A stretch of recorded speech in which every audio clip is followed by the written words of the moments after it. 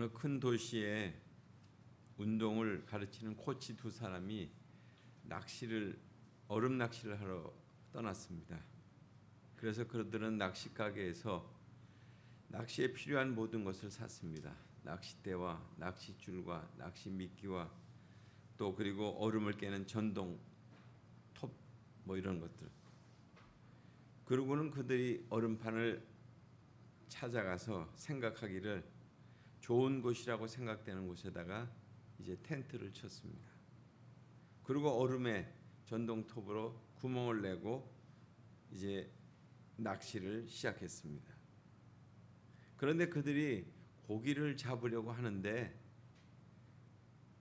어디선가 소리가 들려요. 그 얼음 아래는 고기가 없다는 소리가 들렸습니다.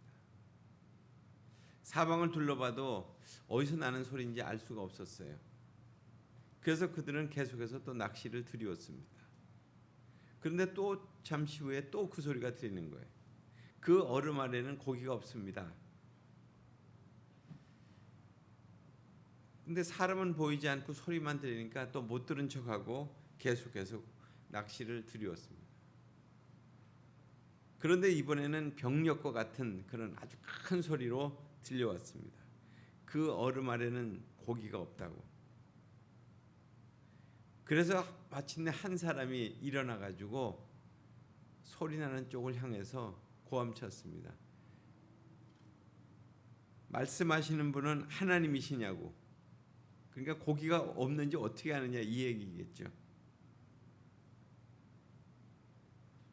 그러자 그쪽에서 들려오는 소리가 아니요, 나는 스케이트장 관리인입니다. 그런 얘기가 들렸다는 거예요.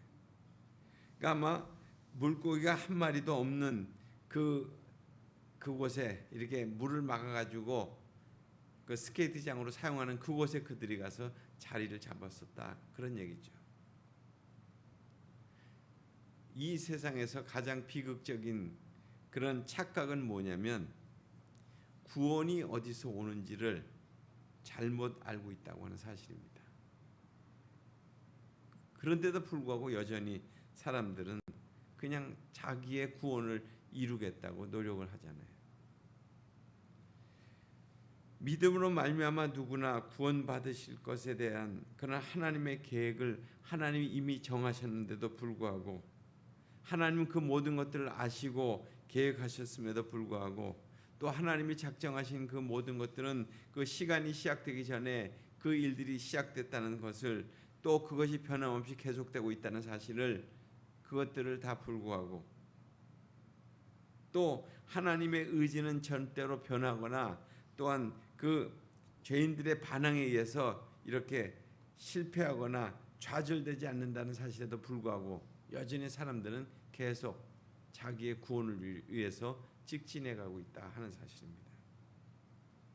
그런데 오늘 말씀에 보면 그런데 성경은 미리 알고 있었다 이런 말씀이 본문에 나옵니다.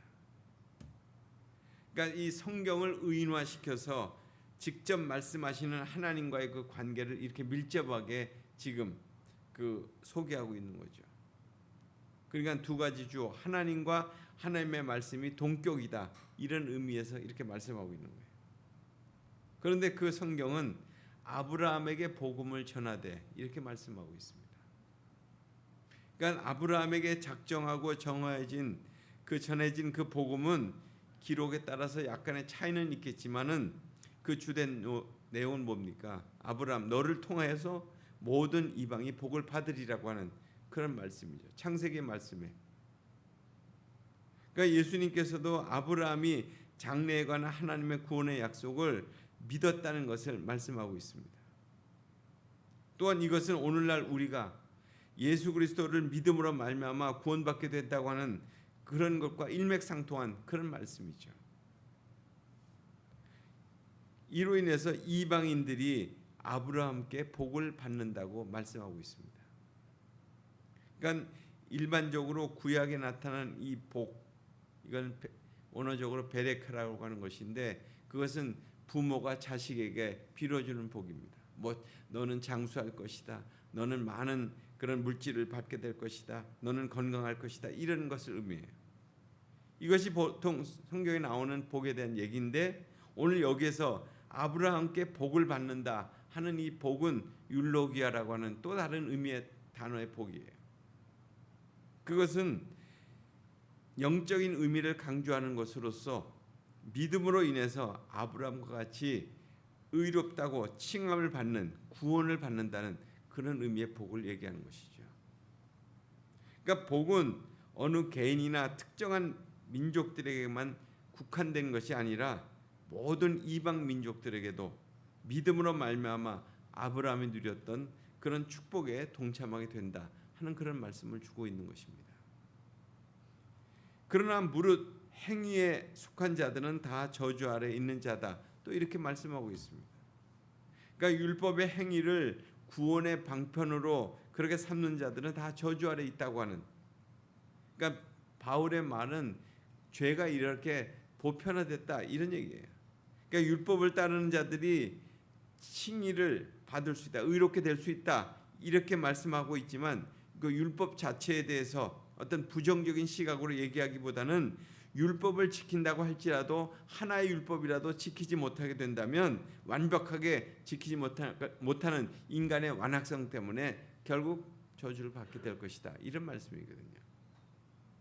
그래서 만약에 인간이 하나의 율법을 어기지 않고 모든 율법을 지킨다면 물론 구원을 얻을 수 있겠죠. 그러나 그렇게 될 수는 없다는 것입니다.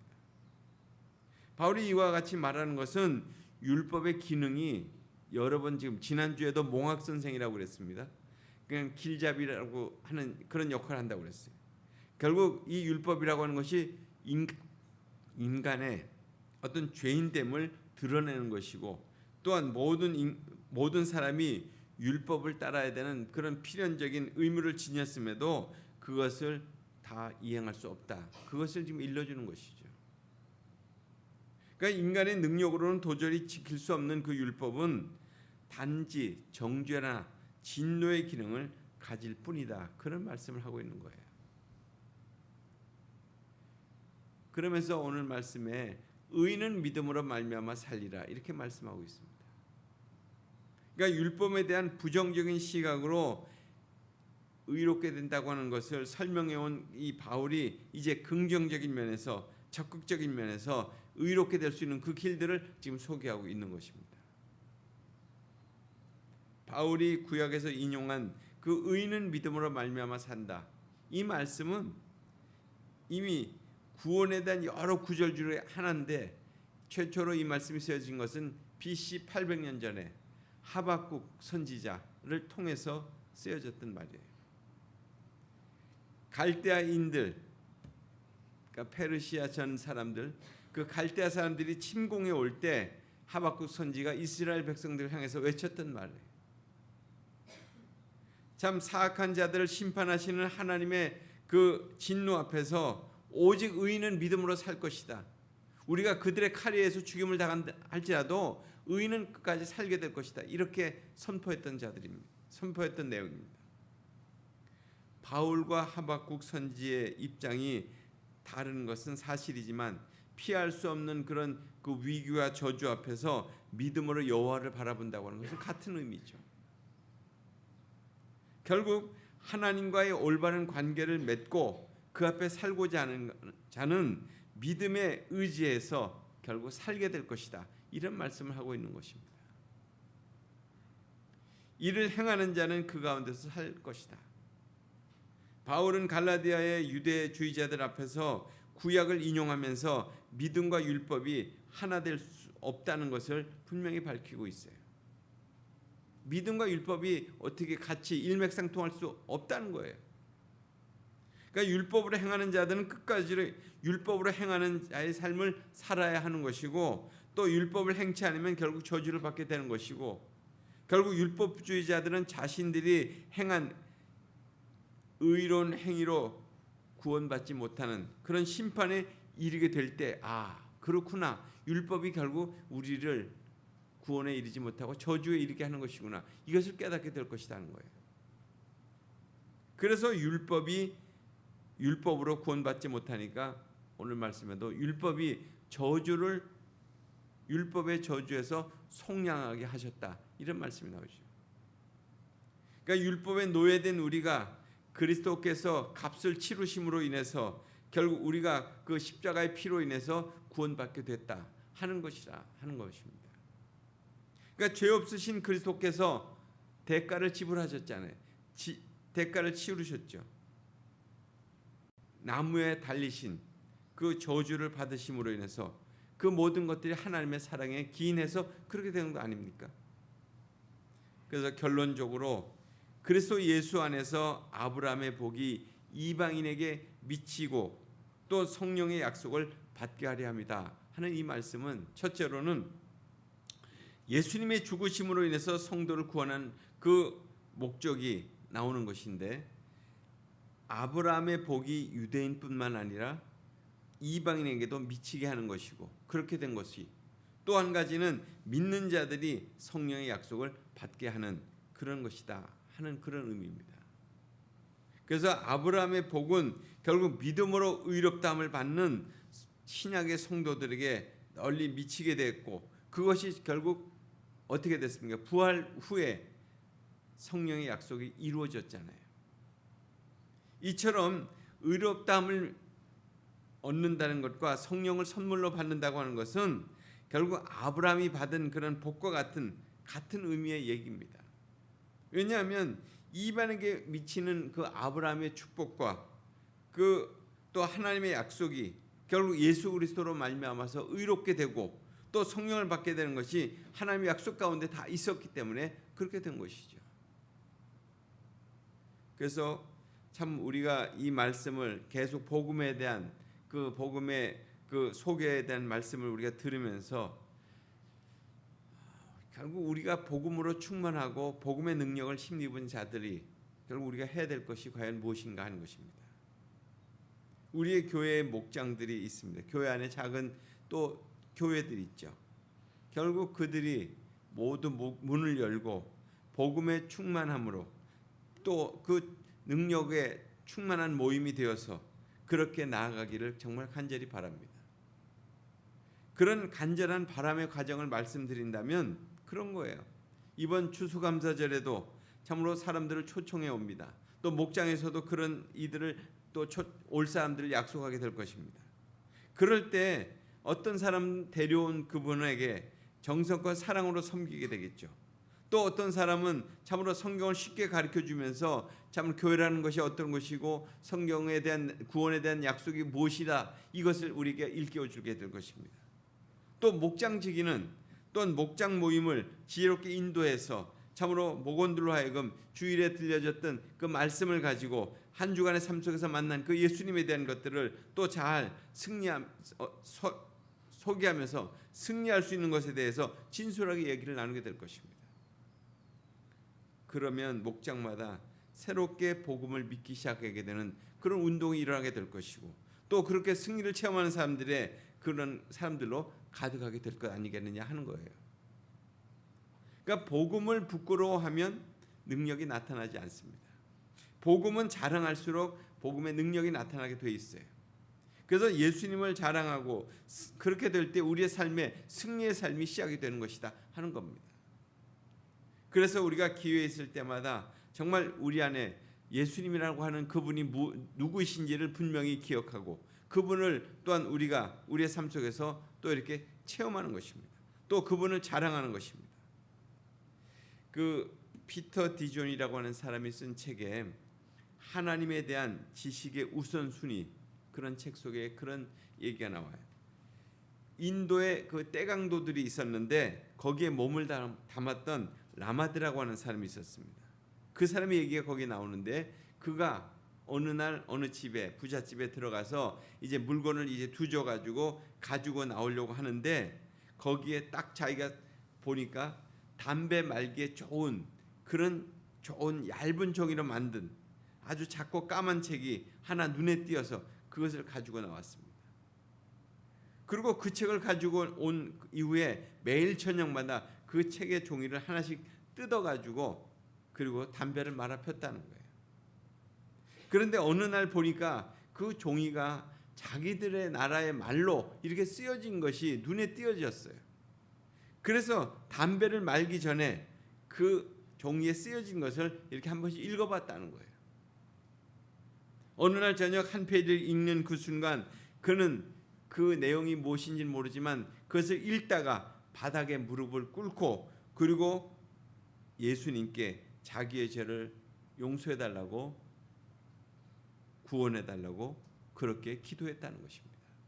그리고 그는 경찰에 가서 자기의 악행들을 다 자수했다는 거예요. 경찰들도 놀랐죠. 악한 사람인 이 라마드라고 하는 이 사람이 예수 그리스도께 사로잡힌 자의 삶을 살기 시작했다는 거예요. 그리고 감옥에서 자기의 형량을 마치기까지 그는 많은 사람들에게 복음을 전했다는 거예요. 결국 그가 읽은 책은 어떤 책인지 짐작이 가시겠죠. 성경이었습니다. 성령님은 그리스도의 복음을 사용하였고 또 라마드에게는 그 구원에 이르는 하나님의 능력이 된 거예요. 그냥 말씀을 읽음으로 인해서 그것이 능력이 된 거예요. 여러분, 정말 믿는 자로서 승리하는 삶을 살고 계십니까? 저주에서 벗어난 삶, 어떤 사단의 권세에 눌려 있지 않고 풍성한 삶을 그렇게 여러분 살고 계십니까? 복음만이 하나님의 능력이심을 믿게 되시길 바랍니다. 복음을 믿고 정말 날마다 믿음을 앞세우면서 그렇게 살아가게 되시길 바랍니다. 복음을 부끄러워하지 말고 복음을 자랑하는 그런 삶을 살게 되시길 바랍니다. 날마다 더 크고 놀라운 승리의 역사가 여러분의 삶 속에 있게 될 거예요.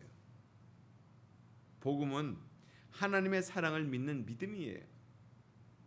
그 사랑이 갈보리 언덕에서 자신의 아들 예수 그리스도를 십자가에 못 박으셨잖아요. 그 놀라운 하나님의 사랑을 믿는다면 우리는 구원받은 사람들이에요. 우리가 이 일에 대해서 조금 더 노력한 것은 없습니다. 그것 때문에 또 믿지 못한다고 한다면 우리는 아직도 율법을 지켜야 하는 그런 공로 사상에 사로잡힌 사람들이라고 할 수 있습니다. 내가 한 일이 아무것도 없는데 어떻게 내가 받아들일 수 있는가입니다. 그렇다면 나는 아직도 내 안에 내가 살아있는 거예요. 내 안에 내가 죽어야만 예수가 사는데 내 안에 내가 아직 살고 있는 거예요. 내가 할 수 있다. 내가 해야 한다는 그 의지가 나를 구원한다는 것이 있을 수 있겠어요? 이는 예수님과 무관한 삶을 살게 되는 거죠. 결국 그것은 예수님의 구원을 알 수 없는 삶을 살게 되는 거예요. 그러나 예수님이 나의 구원을 위해서 죽으셨다는 것을 믿는다면, 나의 구원을 위해서 나는 아무것도 할 수 없다는 것을 인정한다면 결국 하나님의 놀라운 사랑이 왜 그렇게 일어났는지를 알게 될 것이다 하는 것입니다. 하나님의 놀라운 사랑은 복이에요. 모두를 위해서 펼쳐진 하나님의 복입니다. 그 복을 받는 것은 참으로 귀한 건데 사람들은 주저하죠. 그것이 현세적인 복이 아니라고 생각하니까. 현세적인 복은 있다가 사라지는 거 아니에요? 그것은 우리를 영원히 기쁘게 할 수도 없습니다. 그러나 하나님의 베푸신 구원의 복은 영원한 거잖아요. 또 오고 오는 세대에 주어질 복이에요. 그 복을 받기 위해서 결국 성령을 받아야 되잖아요. 성령께서 주셔야만 받을 수 있는 그 복이에요. 그것은 세상의 복은 요청해야 받을 수 있는 거라고 한다면 구원의 복은 성령께서 부어 주셔야만 받을 수 있는 그런 복입니다. 그래서 그것을 은혜라고 합니다. 그냥 주어지는 거니까. 믿을 때 그냥 주어지는 것이 하나님의 은혜라는 거예요. 교회에서 성도들이 가장 흔하게 사용하는 말, 그 말도 은혜라는 말을 쓰잖아요. 은혜 받았다고, 은혜가 된다고. 그만큼 은혜는 우리의 일상 속에서 깊숙이 자리 잡고 있는 것은 분명해요. 우리가 은혜를 받으면 어떤 증거와 열매들이 맺히게 되는지 핵심적인 것들을 성경에서 말하고 있는 것들을 몇 가지 말씀드린다면, 첫째로 은혜를 받으면 어떻습니까? 평안과 기쁨과 애통함이 자연스럽게 일어나잖아요. 은혜를 받았다고 하는 것은 하나님 나라가 임했다는 것이고 성령의 열매, 기름 부음이 있다고 하는 그런 뜻이잖아요. 하나님의 나라가 임하게 되면 로마서 14장 17절에 보면 평강과 희락이 임한다고 그랬습니다. 초대교인들은 주를 위하여 핍박을 받고 능욕을 받았지만 그들은 하나같이 기뻐했다고 했어요. 그 은혜를 받은 후에. 그러나 우리는 은혜를 받으면 당장 어떤 그 기적이 일어나고 응답이 쏟아지고 무슨 뭐 문제가 해결되고 물론 그런 쪽으로도 은혜가 이해될 수도 있겠지만 은혜를 진짜 받게 된다면 은혜 받음에 대한 열매가 나타나야 되고 열매가 주변 사람들이 알아볼 수 있게 된다 하는 사실입니다. 가족들이 그냥 인정하지 않는 그 은혜는 그것은 진짜가 아닐 것 같아요. 교회에서는 얼마든지 뭐 은혜로운 척 할 수 있어요. 내가 은혜 받은 것처럼 은혜로운 말과 은혜로운 행동과 은혜로운 기도, 은혜로운 분위기를 그렇게 내가 그냥 분위기 속에서 그렇게 만들어낼 수 있겠지만 가족은 그것은 연기를 할 수 없잖아요. 실제가 금방 구분이 되는 거잖아요. 사람은 영적이잖아요. 영적인 존재죠. 그래서 누군가 은혜의 영성을 받았다, 은혜 받았담을 알고 싶다고 할 것 같으면 교인들에게 알아보는 것이 아니라 가족들에게 알아보는 것이 가장 정확한 것 같습니다. 두 번째로 은혜를 받으면 베풀고 싶어서 안달이라는 것입니다. 초대교회에 성령이 불같이 임했고 초대교인들이 모두가 다 은혜를 받았어요. 그런 다음에 그들에게 어떤 현상이 일어났습니까? 자기가 가지고 있는 것을 다 나누고 베푸는 그런 일들을 했잖아요. 그 사도행전 4장에 보면 그런 말씀들이 나오죠. 그러니까 도대체 은혜 받았다고 하는 것은 정말 진짜 은혜 받았다고 하는 것은 결국 자기의 것들을 아낌없이 베풀고 나눈다는 거예요. 사람들은 본능적으로 소유욕에 대한 자기에 대한 소유 욕구가 있어요. 하나라도 움켜쥐고 싶고 그리고 내 것이 참으로 내 창고 안에 쌓이는 것이 더 기쁘다고 생각하는 사람들이 보통 기본적인 욕구예요. 그러나 은혜를 진정으로 받게 된다면 하나님 나라가 임하게 되고 성령이 오시고 은혜를 받게 되면 우리에게 임하신 그 성령과 은혜는 결국 우리를 가만 내버려 두지 않죠. 우리 안에 있는 것들을 그냥 나누어 주고 싶은 어떤 내 탐욕과 욕심 이 모든 것들을 다 파쇄시키면서 그것들을 다 이렇게 나누고 싶은 그런 마음으로 충만해진다는 거예요.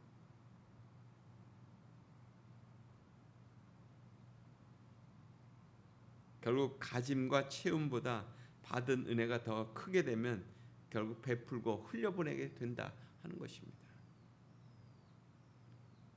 은혜가 없으면 뭐든지 아깝고 뭔가 이유를 대서 그것을 움켜잡으려고 합니다. 그러니까 은혜 받음의 증거는 노력이나 의무감으로 나타나는 것이 아니라 결국 저절로 이루어지는 일들이다 하는 것입니다.